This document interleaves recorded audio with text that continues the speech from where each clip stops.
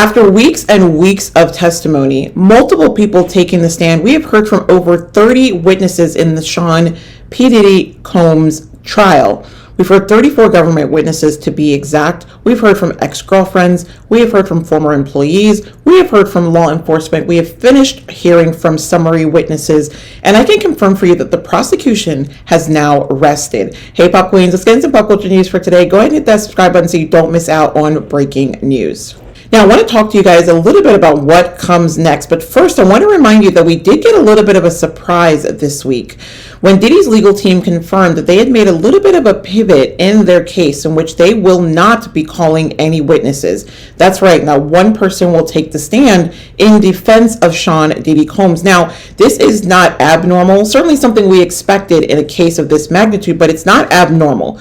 The reason why I say that is, remember, the burden of proof is on the prosecutors.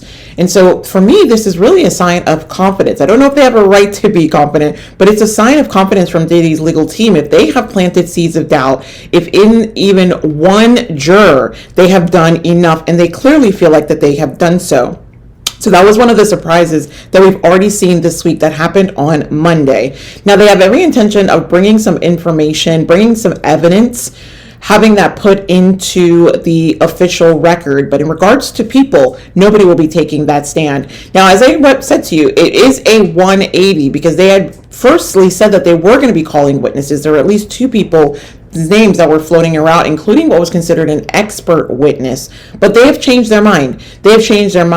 Now, what happens next? Currently, as of right now, the team is currently arguing that all of the charges should be thrown out. That is not something that is abnormal. They are going to say that the prosecutors have not met their burden of proof. Now, the judge has not made a decision as of this YouTube video, but more than likely that request is going to be thrown out. It's going to be for a jury to go ahead and decide Diddy's fate. Now, the rest of the week is going to continue on in reference to closing arguments. Both sides have already said they need at least 4 hours each. That's 4 hours for the prosecution, 4 hours for the defense to present their closing arguments, and then this is going to the jury. This is going to the jury for them to deliberate and make their decision as to what will be the fate of Sean Combs. Now, we know he has that racketeering charge against him. We know he also has the transportation to engage in S work. And we also know that he's also dealing with the S trafficking, force, fraud, and coercion.